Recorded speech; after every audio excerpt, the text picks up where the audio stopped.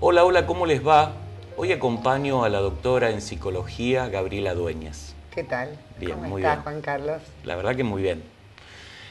Gabriela es licenciada en educación, psicopedagoga y docente de grado y posgrado en las áreas de su incumbencia. Su visita se vincula con un evento que tendrá lugar entre el 6 y el 8 de junio de 2013 en Buenos Aires, que aborda temáticas que nos comprometen o son de interés de los adultos. Te pido por favor, Gabriela, ¿por qué no nos contás de qué se trata? Bueno, te cuento. Este se trata del cuarto simposio internacional que organizamos sobre la patologización de las infancias actuales. Lo organizamos desde el equipo Forum Infancias, que antes éramos conocidos como Forum ADD, en forma conjunta con Sociedades Complejas y con el auspicio de la editorial Novedú, que siempre nos acompañó desde nuestros comienzos como equipo, como colectivo de profesionales preocupados por esta problemática de la patologización y medicalización de las infancias. Esta tendencia que viene avanzando de manera avasallante a clasificar y etiquetar a los chicos con diagnósticos de supuestas deficiencias de origen neurológicas que no son tales porque hasta el día de hoy no hay pruebas y para las cuales los tratamientos indicados son drogas psicoactivas, psicofármacos, complementados además con programas de adiestramiento conductual, neurocognitivos, neurolingüísticos, en fin, una barbaridad de dispositivos que terminan prácticamente robotizando a los niños, estigmatizándolos como trastornados o deficientes y lo que es peor es silenciándolos. ¿Por qué? Porque nadie niega que muchos chicos hoy en día, no pocos, muchos chicos, presentan dificultades de todo tipo, por ejemplo, dificultades para prestar atención en el colegio, tienden a hacer berrinches por cualquier cosa, no hacen caso, tienen dificultades para jugar con los compañeros. Nadie niega esto. Lo que nosotros decimos es que estas dificultades que a veces manifiestan los chicos en la escuela y en la casa son síntomas de problemáticas complejas. Complejas quiere decir que responden a una serie de variables que interactúan en donde no podemos perder de vista el contexto sociocultural, familiar, escolar, en el que estos chicos se están criando, se están educando. Y cuando estos chicos manifiestan estas dificultades, en realidad tenemos que pensar que nos están queriendo decir algo con estas dificultades y lo que se requeriría es un diagnóstico, pero un diagnóstico significa tratar de entender qué se está jugando detrás de esas dificultades, qué nos está diciendo este chico que no presta atención en clase, o que no puede jugar con sus amigos, o que habla de manera rara, o que no habla y se retrae, o que anda pegando todo el día a sus compañeros. En su lugar, se procede hoy en día, la moda que se ha instalado es hacer evaluaciones cuantitativas, mira lo que te estoy diciendo, cuantitativas de las funciones cognitivas en forma aislada. Por ejemplo, les miden la atención, le miden la impulsividad, les miden como si se pudieran medir estas cuestiones y de manera descontextualizada, es decir, sin tener en cuenta las historias de vida, las condiciones de vida de estos chicos. Entonces, con estas lecturas recortadas a partir de evaluaciones cuantitativas, se los clasifica en función de un manual que nos llega desde los Estados Unidos y que se ha vuelto en los últimos años algo así como la Biblia de los trabajadores de la salud mental, conocido como el DSM-4, ese manual estadístico de trastornos mentales, y a cada uno de ellos, de acuerdo a los puntajes que obtienen en una serie de ítems de cuestionarios descriptivos, se los clasifica, ¿sí?, como ADD, TGD, trastornos específicos del aprendizaje, trastornos inespecíficos del aprendizaje. En ninguno de estos casos son diagnósticos, son etiquetas que no explican qué es lo que hay detrás de esto y por lo tanto terminan obstaculizando y realmente promoviendo prácticas iatrogénicas. ¿Por qué, Juan Carlos, digo iatrogénicas? Porque si vos no tenés un diagnóstico claro de los factores que generan estas dificultades, es como decir, consulta a un médico porque hay fiebre o porque le duele la garganta. Y el médico le da un antifebril o un analgésico. Pero no averigua a qué remite esa fiebre, entonces el tratamiento va a terminar siendo iatrogénico. Iatrogénico quiere decir generando daño, porque se está tapando lo que hay detrás de esto. ¿Sí? Te escucho y me pregunto para que nos expliques. ¿Nos estamos debatiendo entre el hiperdiagnóstico, el diagnóstico express y el negocio de los laboratorios?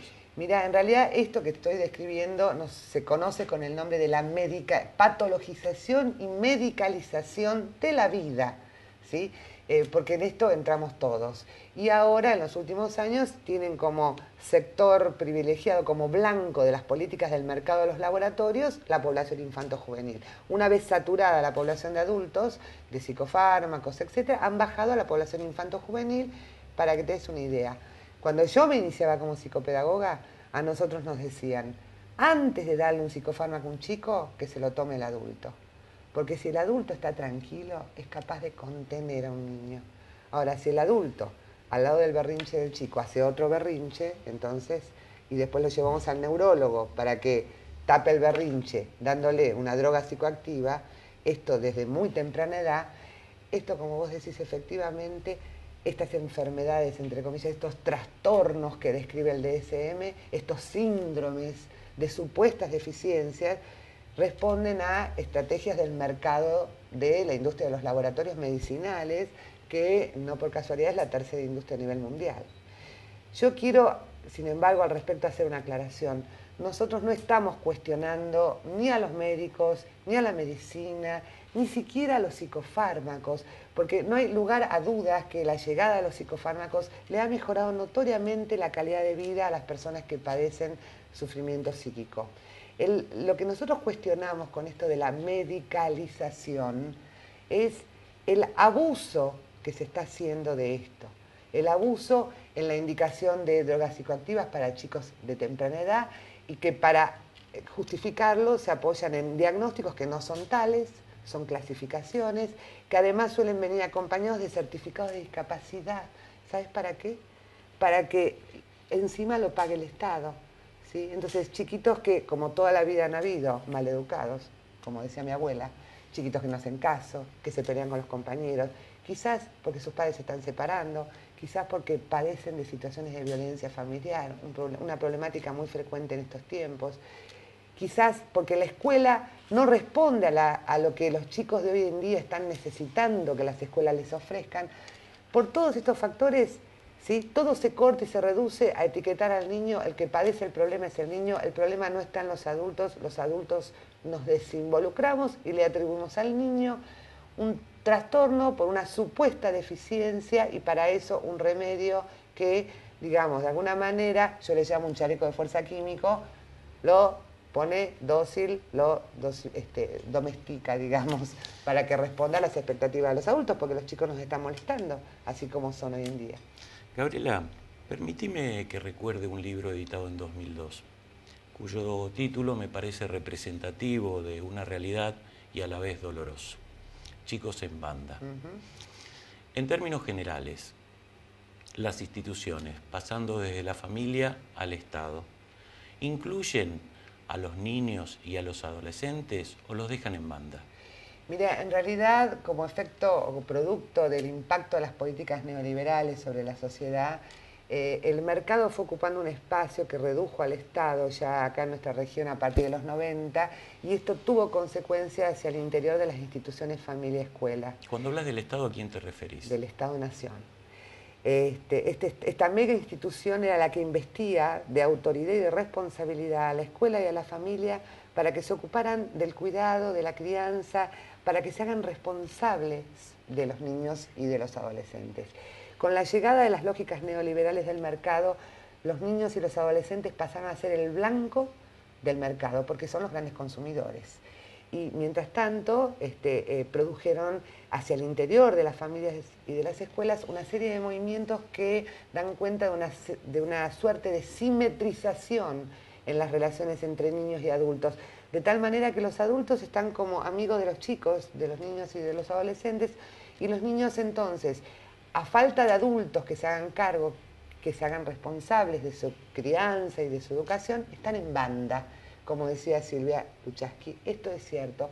Los niños hoy en día están fuertemente desatendidos. Desatendidos porque los adultos estamos muy preocupados por otras cuestiones, desatendidos porque también es cierto que los mismos profesionales de la salud y la educación, y acá involucro a los psicólogos, psicopedagogos, docentes, no entendemos a las nuevas generaciones que son muy diferentes a las generaciones anteriores.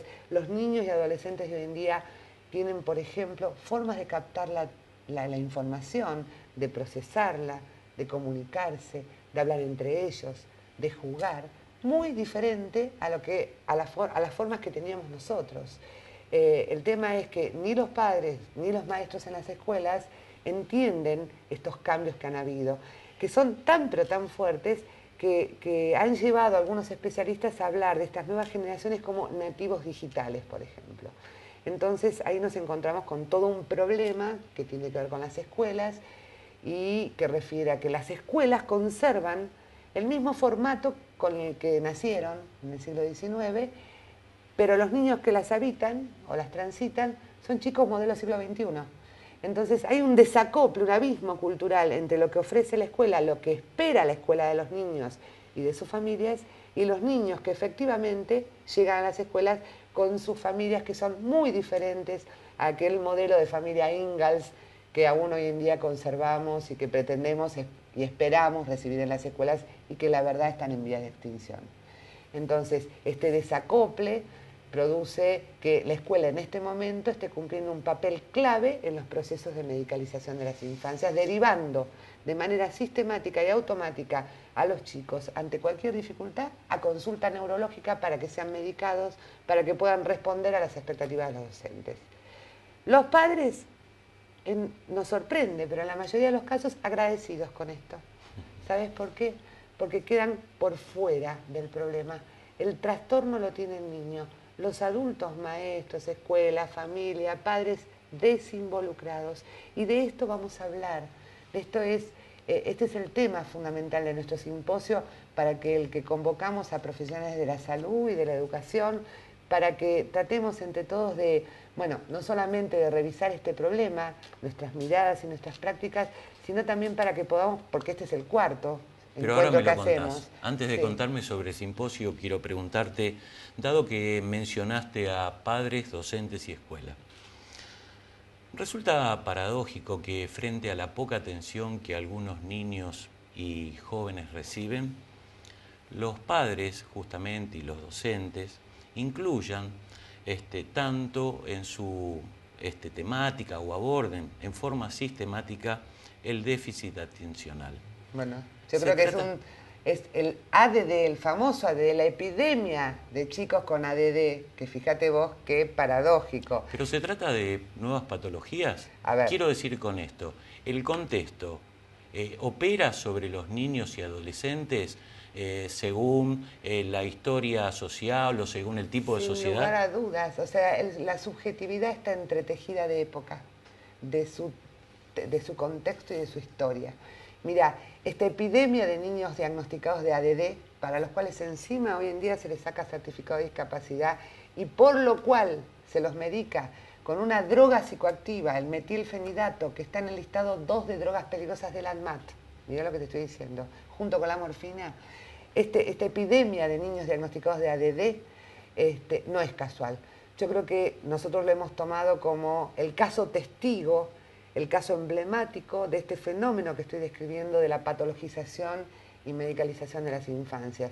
Y la verdad es que es paradójico porque se les atribuye a ellos un trastorno por una supuesta deficiencia atencional y en realidad de lo que se trata es justamente de eso, pero no de una deficiencia atencional de origen neurológica, sino de una falta de atención de parte de sus adultos. Porque si uno se sienta, si les presta un poco de atención, si juega con ellos, si los escucha, los niños nos cuentan, como hoy, esta mañana, en una entrevista que tuve con unos padres, le tenía que contar que la nena había dibujado a la familia con todas las figuras con la cara en blanco, ¿no? Entonces, no tenían rostro. Entonces yo le preguntaba si no faltaba algo y me dice, sí, la cara, porque la nena se da cuenta. Le digo, ¿por qué no se la pones? Porque estoy enojada, estoy muy triste. ¿Y por qué? Porque yo casi no los veo a mi papá y a mi mamá. Ellos llegan tarde, están todo el día trabajando. Y entonces cuando llegan, a veces están cansados, se ponen a ver tele, y no puedo invitar a mis amigas. Con la única que estoy bien es con mi abuela, me decía, que a veces, algunos días de la semana, la pasa a buscar. Pero el resto de la semana mis papás trabajan mucho. Bueno, esta nena desatendida, sí, por sus adultos, llega al aula, en donde además comparte con otros 35 alumnos un primer grado, y a que no sabes qué síntoma empezó a manifestar. Que se distrae y hasta que no logra que la maestra se acerque y le diga, ponete a trabajar, ella prefiere jugar con sus amigas, porque es ahí, en el ámbito de lo escolar, donde se encuentra con otros chicos y puede jugar un rato. Si no, está solita todo el día en la casa, cuando llega a la escuela doble turno, hasta tarde que llegan los padres, me dice, a mi papá casi no lo veo. Hoy yo les comentaba esto a los papás, ¿no? Y por supuesto se angustiaron. Y por supuesto que no es para que se sientan culpables, porque ellos son también producto de una época y viven en este sistema que entre todos hemos ido produciendo y nadie tiene la culpa. Pero está bueno parar un poco y pensar qué necesitan nuestros chicos hoy en día, porque la infancia es una sola y sin querer y sin demasiada conciencia estamos vulnerando sus derechos cuando no los escuchamos, cuando no les damos tiempo para jugar, cuando no les ofrecemos una atención personalizada en el campo de la educación o de la salud y cuando encima pretendemos silenciarlos con drogas psicoactivas que figuran en listados de drogas peligrosas y después, cuando llegan a la adolescencia, nos preocupamos terriblemente por las adicciones, cuando nosotros, desde temprana edad, les hemos enseñado que para portarse bien en la escuela o para que le vaya bien, hay una pastillita. Quisiera apelar a tu experiencia para derribar un mito. Yo refería a determinados tipos de sociedad o a algún sector o algún nicho y realmente no sé qué se interpretó. Deduzco, escuchándote, que esto no es privativo de un sector, o por lo menos que no es privativo de los sectores más bajos de la sociedad. Que los niños, justamente, por eso quiero que lo expliques, sí, que los niños que de pronto viven en hogares que a priori se entienden, donde estas carencias o falencias no existen, hoy se muestran de acuerdo a tu práctica. No, mira, justamente este fenómeno de la medicalización y patologización de las infancias actuales, que es un fenómeno mundial, aterriza en nuestro país por zonas de medios y altos recursos económicos. Eso es lo primero que quiero aclarar. Al revés de lo que sucedió, por ejemplo, en Estados Unidos, que empezó por sectores de escasos recursos. Y luego, lamentablemente, empezó además con el ADD. Por eso nosotros en sus comienzos nos llamamos Fórum ADD. Luego se fue extendiendo a otro tipo de etiquetas como TGD, ODD, síndrome bipolar, etcétera, todas las que proponían en los manuales estos. Y también se hizo extensivo, lamentablemente, porque en esto la democracia es lamentable, cuando lo que se extiende y se democratiza es algo que tiene que ver con una suerte de violencia simbólica que estamos ejerciendo sobre los niños, porque los estamos silenciando, acallando, los estamos empastillando. Esto se extendió a los sectores de escasos recursos a través de los famosos certificados de discapacidad, que antes costaba mucho obtenerlos y había que mostrar pruebas de tener realmente compromisos orgánicos serios, de modo tal que el Estado se hacía cargo de hacer algún tipo de intervención que suponía una discriminación positiva hacia determinados sectores muy reducidos de la población.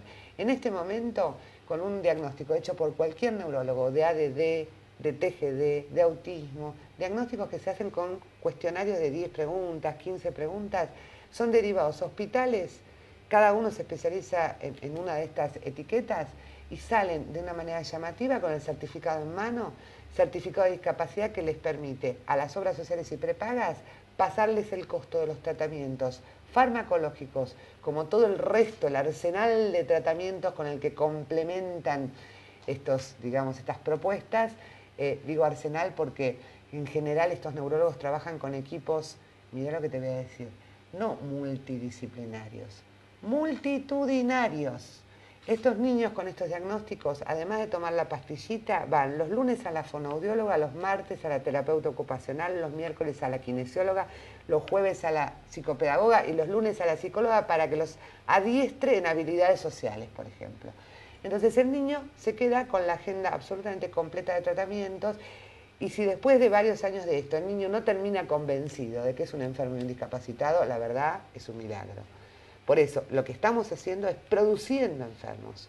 Estamos, como dice León Benazayac en uno de sus libros, estamos en un proceso de invención de enfermedades, ¿sí? Inventando enfermedades que son redituables a la industria de los laboratorios, a las corporaciones médicas y de otros profesionales de la salud, y también son redituables y funcionales incluso a las escuelas, porque gracias a estos certificados de discapacidad, las escuelas que tienen grupos muy numerosos, con problemáticas muy complejas, logran tener auxiliares docentes adentro del aula, las famosas maestras integradoras, ¿sí? Que se obtienen gracias a los certificados de discapacidad que trae Juancito, María, Luisito. Entonces, la escuela paga a la maestra titular, mientras que cada uno de estos chicos con su certificado de discapacidad se ocupa a través de la obra social, que a su vez le deriva por el certificado de discapacidad al Estado, el pago del sueldo de una maestra integradora que hace las veces de una pareja pedagógica que debiera haber en todas las aulas hoy en día. Permíteme. Y apelo a tu poder de síntesis, si no, no vamos a poder vender el simposio. Sí. Pero hay algo que me gustaría que contestes. Más allá de esta agenda completa a la que vos referís, ¿es posible hoy encontrar las herramientas y utilizarlas en forma de vida para integrarnos con los niños o para integrar a los niños y jóvenes de esta sociedad a la que estamos refiriendo? Claro que es posible, pero es posible si primero empezamos a dialogar entre nosotros los adultos, a hacernos cargo de lo que nos compete.